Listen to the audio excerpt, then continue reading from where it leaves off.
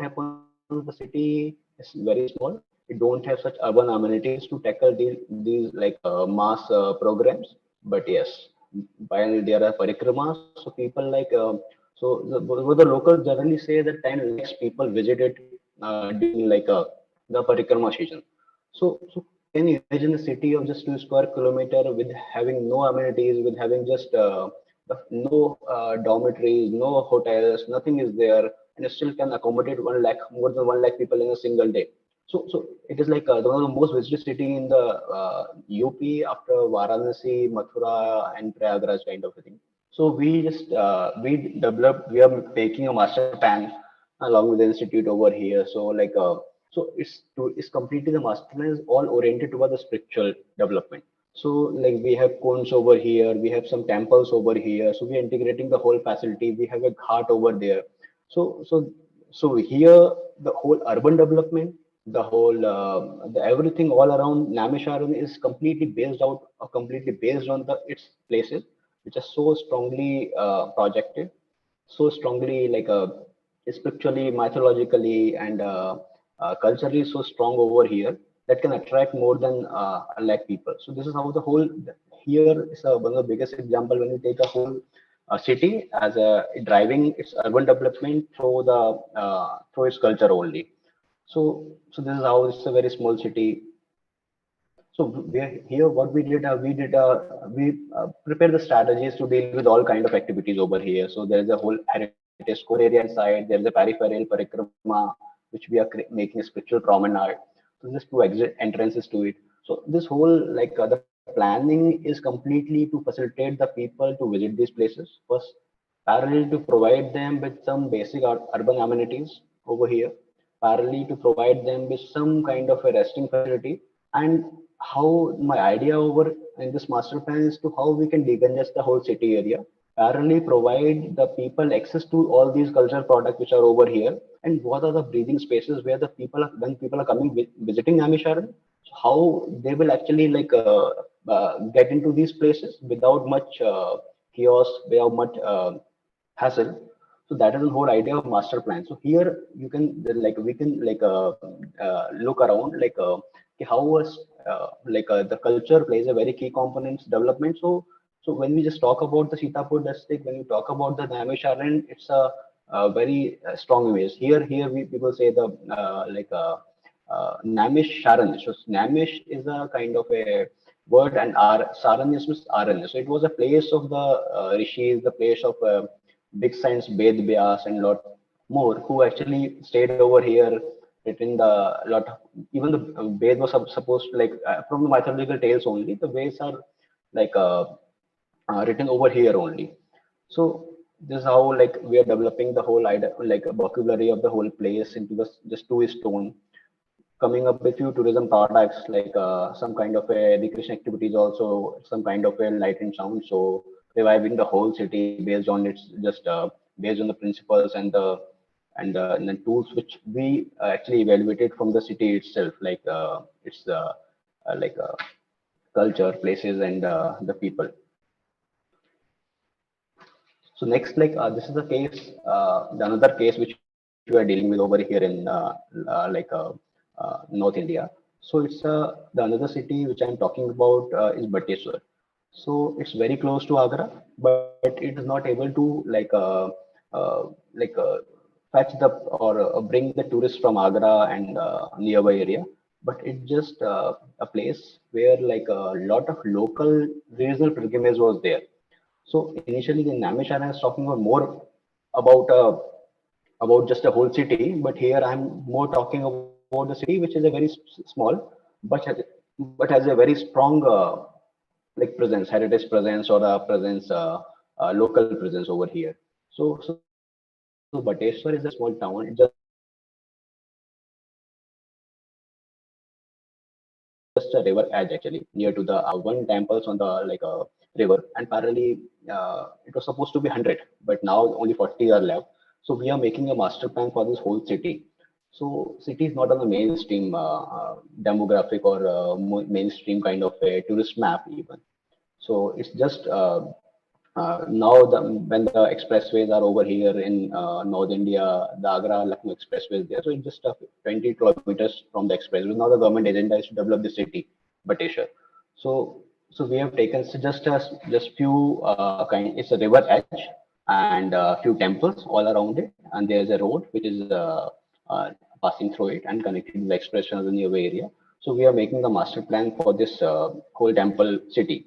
So it's a very small city, but here the products or here the projects which you are bringing up are not much of big cultural products. Here we are just facilitating and integrating the whole all the temples, all the main spiritual promenade, the main I would say the kind of a religious places over here. So we are just now here the strategy is completely different. It's a complete stretch.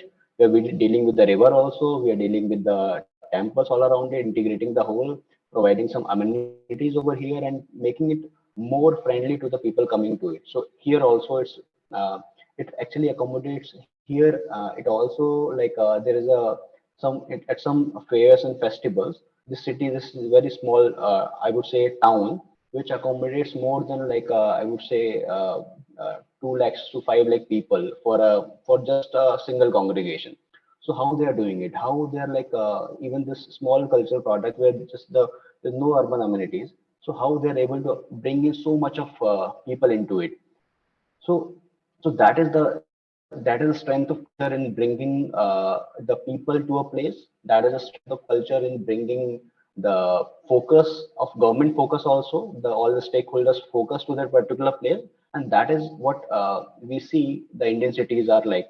It's not even cities as a town. So this is how we can see the culture is so strong and prominent over here in this town that is bringing like 2 to 5 lakhs people in a single day for Shivratri or the other festivals it is. So here the strategy is more about integrating the main temples with the fair and the open grounds over there, and making some transit areas, making some secondary transit to manage the whole crowd.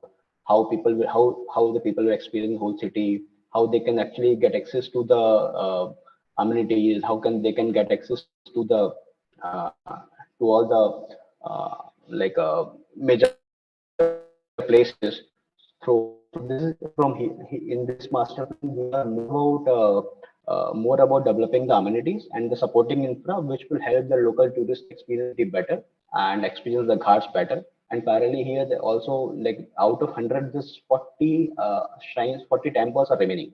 So it's again we're working on this conservation thing, we are working on this the facade control guidelines, so just to retain the whole like ambience, the Riam over there. So this is how it is coming up. The ghats are integrated. We are providing some of the facilities, linking the main temple with the main shrine. So the next thing I'm talking about is Ayodhya. So we are doing a project in Ayodhya. So it was not just we're not doing the master plan, but we are making a plan and doing two projects of sacred water bodies.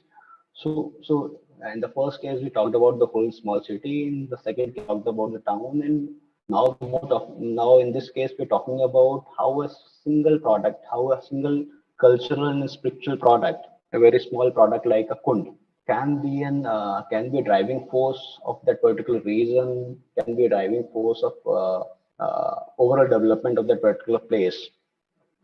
So in this Ayodhya case, so we describe the city. It's more about the people, the parent festivals, the mythology over there, the temples, and the culture we project to the whole world. Like so, so we are if we talk about a single kund. So initially, the idea of having a water body not to just was not just a urban development component or urban infra project only. It was more of a place where the people collects together, people discuss a lot of things, people interact over there. So Kund was more of an interface of nature with the people over there, and parallelly the people are like learn from. But actually, like students come over there, the teachers teaches over there. There are a lot of congregation happening all around the Kunds. So Kunds and water bodies, sacred water bodies, is more of a integral part of the people's life. But now what is happening with the degradation all around it, we lost a lot of water bodies. So we try to work out a project for the Ayodhya where we are just reviving the water bodies and just making them useful for the people. So Kund's, how the Kund could be an exhibition space. So we are working on strategizing the whole, all the water bodies and and like given to us, how Kund could be a community learning space, how a Kund could be a public library, how a Kund could be a, I would say the kids playing area, performance area. So it's not just in water body. There's some other symbiotic things which are related to the its existence and how we can explore the possibilities of developing those areas into the public utility areas. And public utility areas are not just like where we are just going and doing our work. It's more of a we are making a relation with the built environment. We are making a relation with the like the nature over there, and parallelly we are also interacting with the nature, and we're doing our regular jobs also. Like we are so people are coming over here to learn, to interact, to experience the place and also to recreate also. So this is how we're just working on this configuration of developing the cones into the from and integrating the multiple tangents into a single product. So we are working on multiple points in Ayodhya with an idea to revive them, not just ecologically or built wise, but parallelly how they can be, how we can create an impact over the people's life over there, how the people will be more proud of their heritage, and how heritage will bring the people to it. So this is how the third case. So another big thing, which challenge which we facing in the with the urbanization is the spawn cities. So we recently in 2020 we remember there was a flood and there was a rain in Hyderabad where we lost 50 people, and you remember, like we all remember this thing, the Chennai floods. And so it was a very crucial case when this urban development is playing a very, I would say, like a disastrous role in managing the cities. So here we just call we just I just thought of to having more of a spawn cities kind of a thing. So a lot of places is already happening, and we are now more even the government and we all are like more cautious about it now. So it's a kind of a next emerging trend for for the Indian context, because in the urbanization process we are creating buildings. We are not creating a lot of buildings. We are creating a lot of infrastructure, and that is without being sensitive to what we are building, where we are building, and even if we are sensitive enough to where we are building, but we are not creating like a much of a spawn space which can accommodate these kind of a unconditional, like unmanageable rains, floods, and everything. So this is another component we are working on ultimately. So spawn cities are like more of an urban area, so where which has the permeable landscape kind of a thing, parallelly which can accommodate water in the extra kind of a in the extra flood situation, and parallelly it can revive the natural water table, and parallelly it will be useful also for the rainy time, but parallelly it is also useful for the drought season also, because it can hold the water for long and retain it and release it when it is required more of it. So that is we are currently working on multiple projects with the state government of UP on the spawn cities idea, and we are trying to integrate with a lot of if we're doing any of the big project, we try to integrate this idea as because that is a very key problem, and in the context of floodplain like UP. So UP has like so many rivers. So we have Yamuna, we have Ganga, we have Gomti, we have so many other rivers all around it. So the floodplains are uh, I would say 30 to 40% area in the UP is like kind of affected with the flood when it comes to the every year we are so much affected by the floods in the eastern UP actually. So we are coming up with this idea of spawn cities. Yeah. So and we all know by looking at while dealing with the rainwater, we all know like to save it and further use it as the best way out.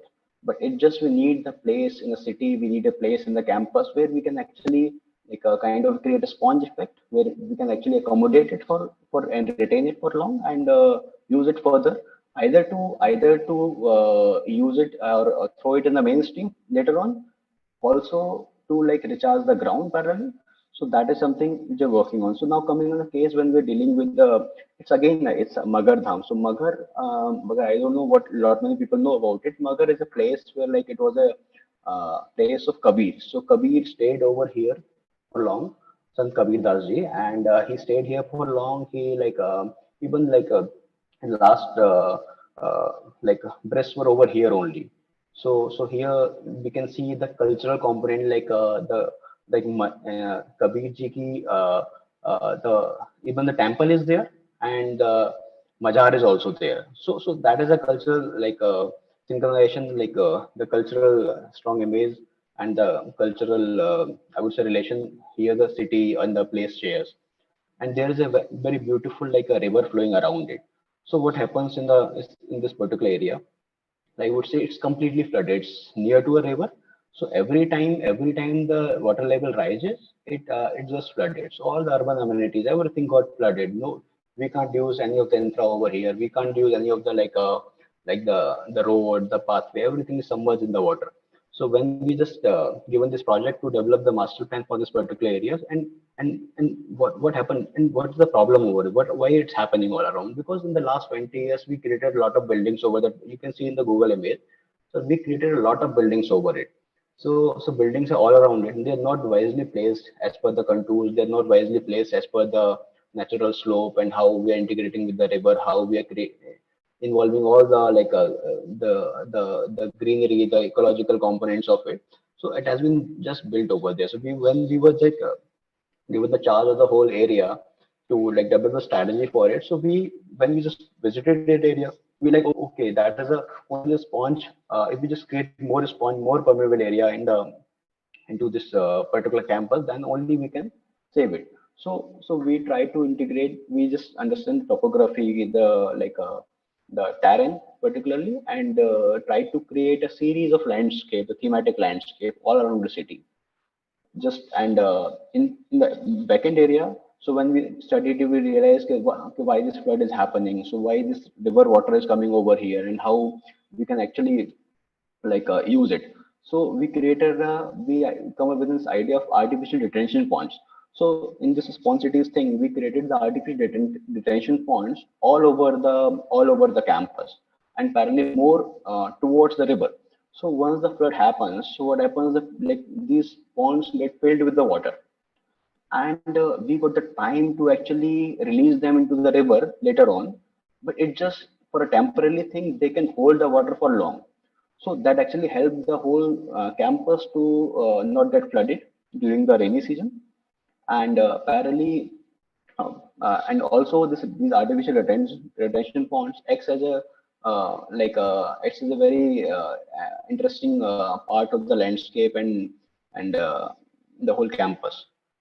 So we created this like ecological zones, we created some recreational zones, we created some edge, defined the edge. So this is how the whole phenomena of creating the artificial detention ponds happening, and it's the idea is to create more sponge areas, more permeable areas into it, and this is how it is working. So for a artificial detention pond, the section works like in the extreme case, it is just a pond with just some wetland kind of a thing, and when the rain comes, it's get flooded. And with time during the summers, it releases the water, and also like this water could be used for the irrigation and other facilities also. So now I would say this is the how like so another big component which I the emerging trend for urban development is the fringe area development. So we talk about the city, we talk about its development. It's basically when we just is towards the edge. So edge is a dealing with the edge is the next big thing, because if we can't deal with the edge, then it will be a big disaster again. So city with the city growth happens, so what generally happens, we control until the city boundary only. So what happens like there's no bylaws beyond this particular limit of cities. So fringe areas are always like haphazard, and with time when we accommodate them in the main city, it become a big problem. Like it comes out to be a big problem for all the cities to deal with. So we don't have a strategy, very clear strategies. 20 years back, or I would say that 10 years back, when you're dealing with the fringe area, we're always like we accommodate the fringe area, and expand the city boundary and integrate the villages over there as urban villages, and just keep doing this process with every master plan happen. Master plan every 5 years we do this ultimately in normal cities. So my industry this actually to deal with this urban growth. Otherwise, what happens? They're not ready to deal with this. They don't have that. They don't have the services. They don't have the water drainage. They don't have any sanitation like facility. They don't have the water supply over there. So what happens? They become pockets with the. They become very small pockets in the city fringe area, and becomes a bit later. Suddenly, even the government also came with the urban scheme, so where we are dealing with the 19 clusters of UP. So we are dealing with the fringe area, and we are just making those clusters of villages ready to to be developed as urban area and ready in terms of the infra, in terms of the policies, in terms of civic skills for the city growth ultimately. If we don't do it, we later so if we just develop, we can do it in a very one terms, which we do after 10 years. So suppose so that is a another big trend for and is like a so government of India has a mission that is a rural plus urban, I would say. So there only what we are doing with, we are just a cluster of villages. So suppose the 10 villages are clustered and they become a development area, the fringe of the city. So when the city grows, they are ready to deal with it. They have the service level benchmark, they have the water supply, they have the drainage, they have everything all aligned with the city growth. And also, say they have the facilities, shared facilities, because we don't, for every village we can't village in isolation. So for a cluster of village we have we have community centers, we have all the facilities which are required for a city, and that is I would say the best approach for dealing with the villages and in the fringe area. So so we talked about more about the whole the city, the small cultural products, and the fringe area, and now coming on the reviving the whole city course, and that is the creative economies mainly. So we all know post this tourism thing, the handicraft is another big segment. Like when the community participation is high, we are so much. It's all over the India. It's all over the UP. We are dealing with, and as in UP, we are the 60% all the export of the handicraft is from the UP only. So we are working with the government. We are working with the local stakeholder over here in creating some of the craft clusters and some of the like villages where we are dealing with the craft. And the craft is a part of culture, but it is a main driving force for the economic development of the local place. So for doing, if we make a stadium, we can't get the public participation. It can't revive the whole thing until unless when the local community is not participating. If we build a good hospital, that could be an infra project, but for reviving the interiors, for reviving the whole region, this creative economy is a one, I would say, the catalyst or a one spine which can rail the whole development of a particular area and the community also. So for this, we are designing a village. It's a village in village in Prayagraj. So it's Maheva. So Maheva, since 2200 years, the Mooj is being practiced. So Mooj craft has become a very integral part of this whole community. And what is happening with time, it has been the people are moving to different places, and Mooj is no more a kind of a activity that the coming generation will actually uh, want to pursue. I would say so. They don't want to pursue this thing because it's not that profitable for them. So under this CBT program, this is funded by the Ministry of Handicrafts and Ministry of Textile, DC Handicraft Ministry of Textile, Government of India. So we are designing the whole village. So we are just creating an interface of the tourist with the local.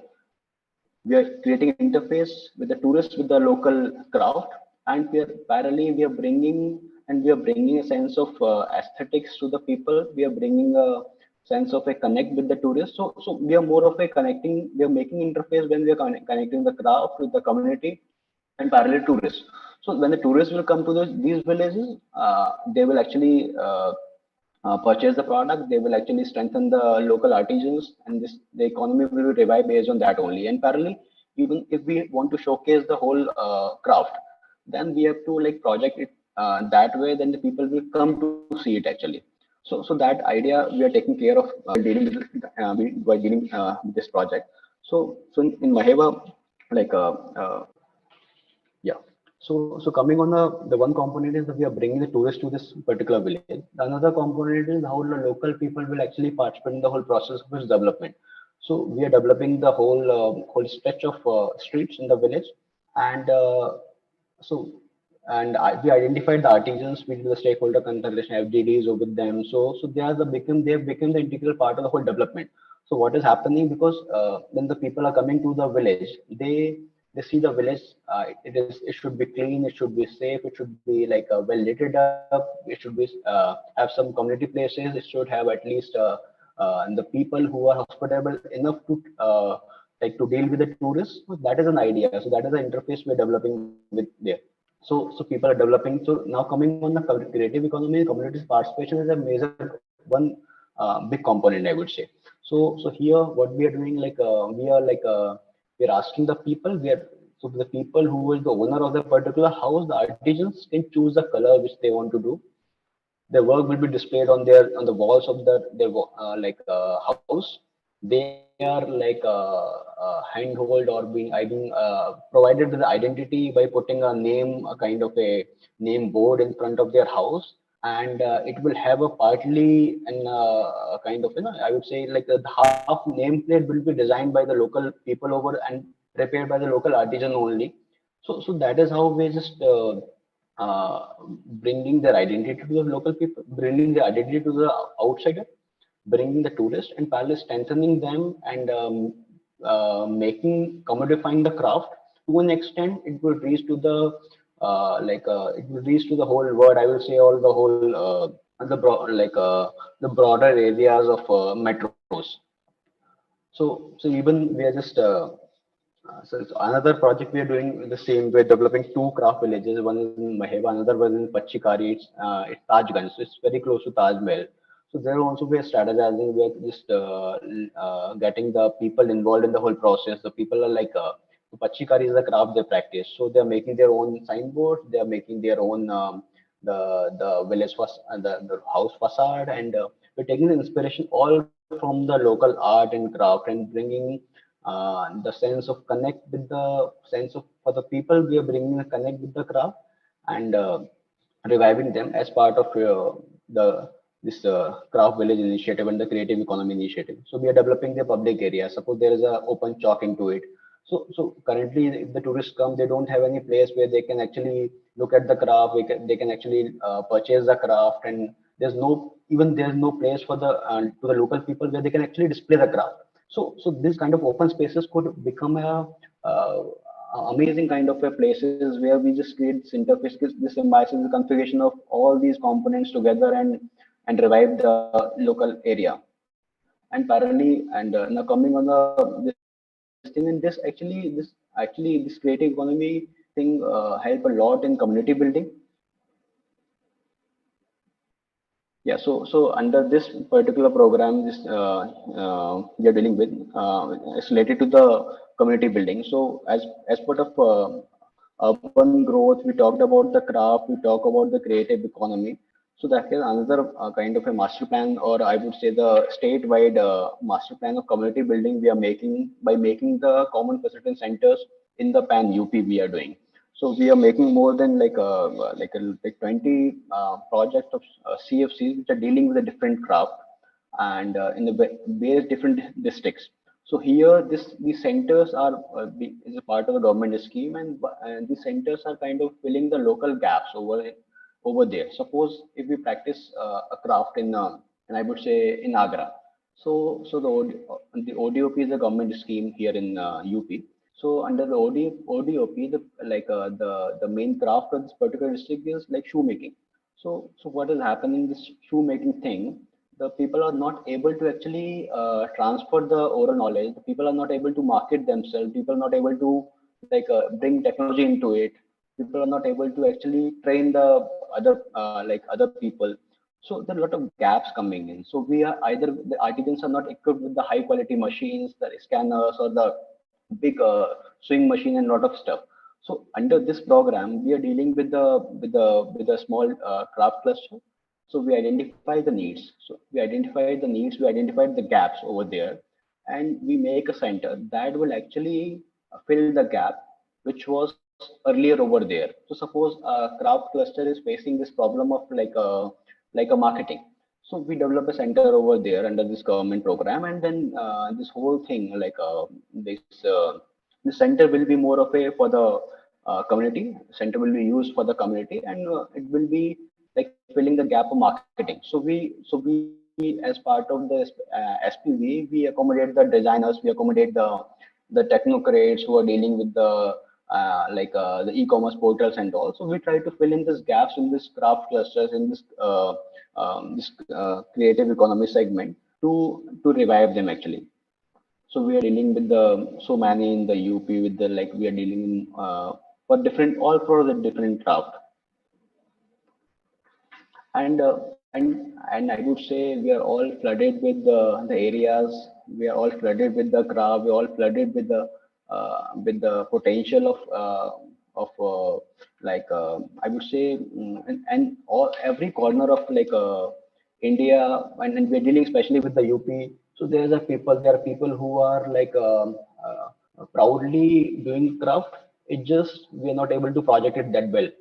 So for this urban development thing happening all around it, if we are able to this the maximum of the people are the second highest post this tourism thing are employed with the craft only. So if we revive this component, if we just use this component as a main catalyst of growth for the local communities, then it would be the one big thing for the next phase of urban development, where when the craft will take the front seat along with the culture. So yeah, the next thing like I'm talking about it's urban artscapes. So we talked about our culture, cities, the craft, creative economies, and cultural product. So now coming on the urban artscape. So what I see as a city urban street art, I would say is a powerful tool of experiencing the city ultimately. So when the people are for the city people, it's more of a people want to engage with the art, and we should have some kind of a art spaces all around the city, artscapes all around the city where people are more interacting with the urban art. And yeah, so we can all experience this part because previously our urban spaces are deteriorating with time. People are not that interactive. People are more on social media, more on Instagram, and interacting digitally with the people. So, so I would say cities, many cities I've seen are losing their the connect more of it with the people, and the people are not able to experience them that way. So with this deteriorating urbanscapes we are facing all around the country, so which can another development component which can actually I would say bind them, drive them through the this thing is urban artscapes. So currently we really developing all the city areas. We really need the art spaces. We really need these kind of sculptures, murals all around the arts. Uh,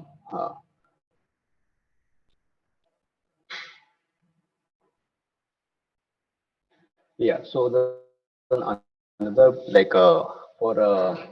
for dealing with these kind of a so the we and we can all see previously also we talk about the big landmarks in the cities, majorly the public spaces, majorly spaces where people are coming. So we talk about Delhi, the India Gate, it's a more vibrant place. We talk about even in Lucknow, all the in Varanasi, the ghats are the one. So the public spaces actually plays a very key role in developing the city, making and it were more of a creating an interface with the people and to interact. So, so in this case, this kind of a the urban space, the art spaces, the public spaces, which are full of art, craft, and creative things all around it, can be a very driving factor in terms of the city development. Not in development in terms of the infra development, but also the development of people over there. So people are coming over there to like learn things. There's so many things. If something, this so many activities are happening over these public spaces, then the people are coming over there, experiencing it, learning it, and that is how we are developing the whole idea of city. But what happens generally? What happens because while developing the city, we're more with time. What is happening because every time the government comes for 5 years, they spend some time on something, and then they always hustle in dealing with the urban projects. So here the key component of development that can play a very vital role in is a tactical urbanism. So it's a kind of a this mechanism of urbanism is more about just creating some pop-up areas, more about creating some temporary areas which can handhold this these the city people to regenerate themselves, to interact with each other, to be to experience them. So tactical urbanism is kind of mechanism where we do something out of something do it. It's more of a kind of creating a pop-up image of the whole city, pop-up image of a public space. So this is a project we are doing in few of the places in UP, and this could be a one new I would say the new trend of development that we can take care while designing all the public spaces, because that is something this is accommodating the local people actually to learn. So yeah. So now come. So while we just talking about the next, like because what is happening, we talked about the heritage policies, we talked about the heritage schemes which the government is heritage product, and but the next new age is also we can't deny this fact of technology. So even in the government scheme, the smart city, we are dealing with the ITMS. We are doing a lot of projects with when we are just using sensors. We are using a lot of other components, technological components to develop the city to even the big data, AI, the next new big thing which we all are talking about. Although for a context like India, it's we for in the first few decades post independence, we dealt with the basic problems of uh, basic problems of infrastructure. Then we dealt with post that we for a decade we dealt with the project problems of sanitation, water supply, and still we are the urban infra roads, expressway.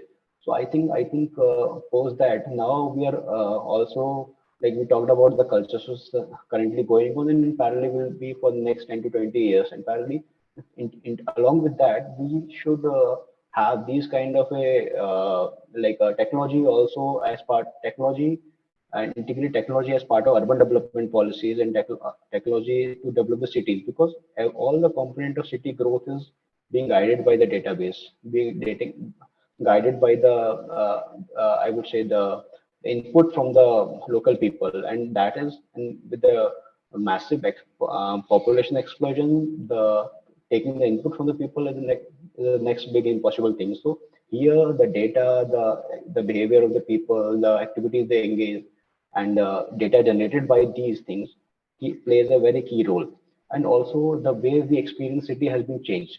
So previously we were if we want to experience the Paris, we are going to Paris, we experiencing it and coming back. So now with a lot of technology options are coming now.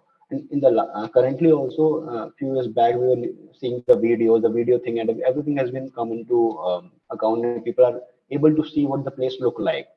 But now what is coming in, the people are using a lot of immersive reality, virtual reality, augmented reality, so immersive kind of experiences are coming. So now we are experiencing the city even without going over there, just a first glimpse of it by using the technology. So technology is not helping in development of the city, in planning for city, but also the way we experience the city. So here we did a few projects based on the virtual reality, wayfinding and everything, wayfinding and augmenting into as part of a project for the Ayodhya. So here you can experience the places without even going over there. So the VR, so the augment and the whole the this wayfinding component and the experience has been integrated with the application that is dealing with the all kind of a that has all the heritage places mapped over it. So this is how we are integrating we are just changing the way the people experience city. So instead of asking the people, we use our app, we scan the QR code and experience it. So once you reach the another place, you will see, okay, from here I can go to this place. Again, you scan the QR code, get all the information. So it is how the technology has played a very key role, and technology has become an interface from with the culture over there, with the people, and this is how we are just able to experiencing it so differently without much of a human intervention. So this is how we mainly talked about the projects which we are doing through this lens of culture, and I think this the development of these uh, places, taking culture as a key driving force, is the next new emerging thing. That's why so I that's it.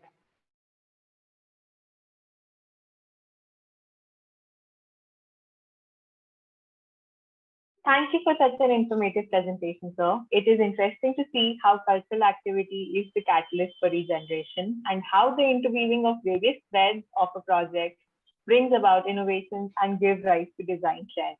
I'm sure our viewers must have learned a lot from your presentation, and as a result, we must be curious to know more.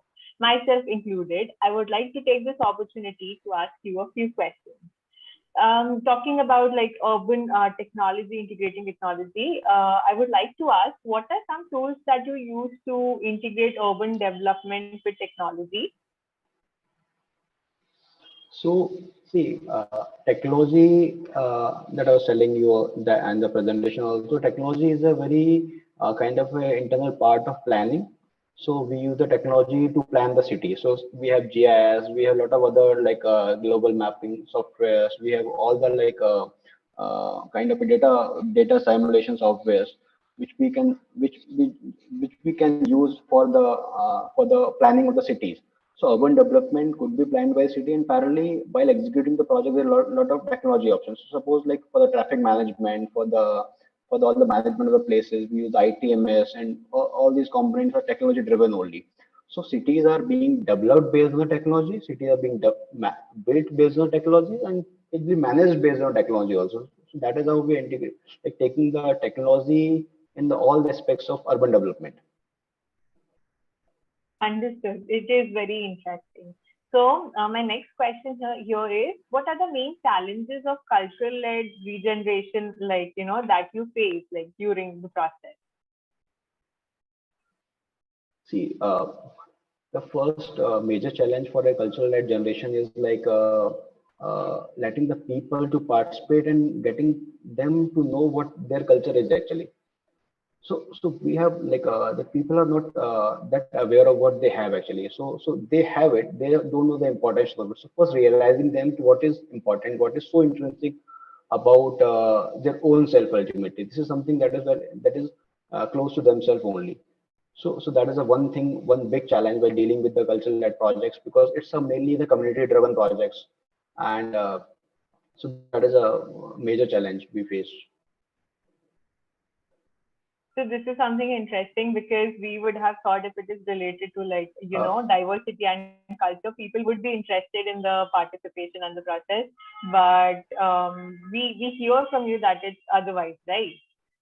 So my next question is, how is urban fabric affected by this cultural-led regeneration and vice versa? Like, for example, how is development affected by the urban fabric and its settlement? See, in the cases which I have talked about, here the development here we talk about the right kind of development, the app development for that place is the cultural development only, because nothing is like I would say nothing is there which is not affected by the culture, which is not affected by their own, like I would say like what they are actually. So that is, if we're dealing with that kind of a components, what they are, how it community will be participating, how the region will grow economically. So the definition of urban development is incomplete without including the culture into it. Right. Understood. Can you suggest some effective practices that you follow to generate long-term economical and environmental value for communities? Yeah, like see, taking this example of the places we are designing, or like suppose there is a small example of taking this of Kund. So Kund, I would say the Kund were very like crucial to the public life long before. They were a interesting part of the whole the people and the community. So while we currently, if we design a Kund, we try to like think about what is the need of an place over there, and how this Kund can be developed as a project which actually fulfills their need. So if we feel like there is a need for an kind of a library space all around in that area, so we like we create a library in a Kunds, and the Kund name was supposed like Vidya Kund.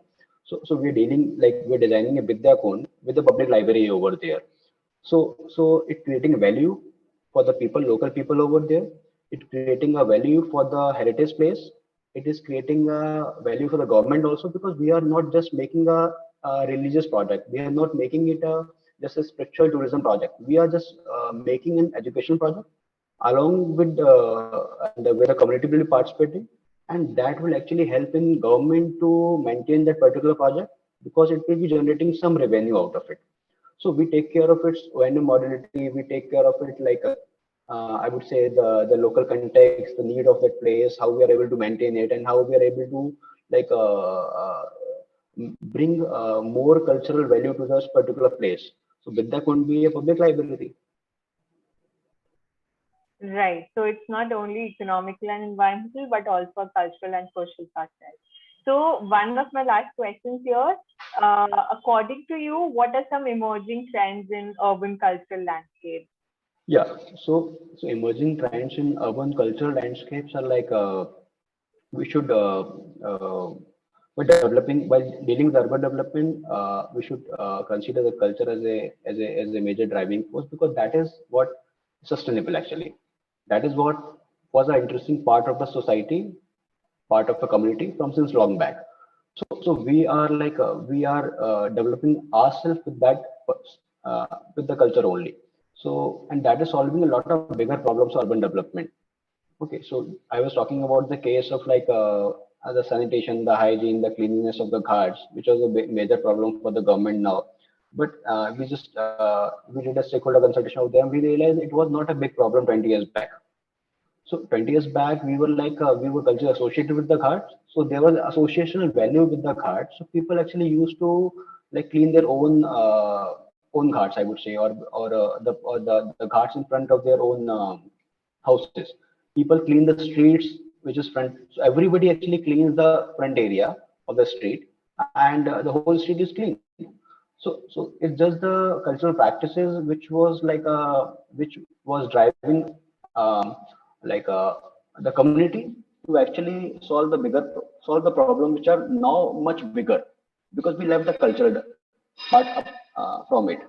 And for all these like for these emerging trends is the seven gambits, like a seven to eight things I talked about, is the development of the city cores, and taking culture a driving force parallelly. All the development like should have this as a big I would say big considerable component. Right, understood. So that was very insightful, sir. And on behalf of all of us at Glass Academy and ECOS, I would like to thank you for sharing your thoughts with us today. Thank you so much.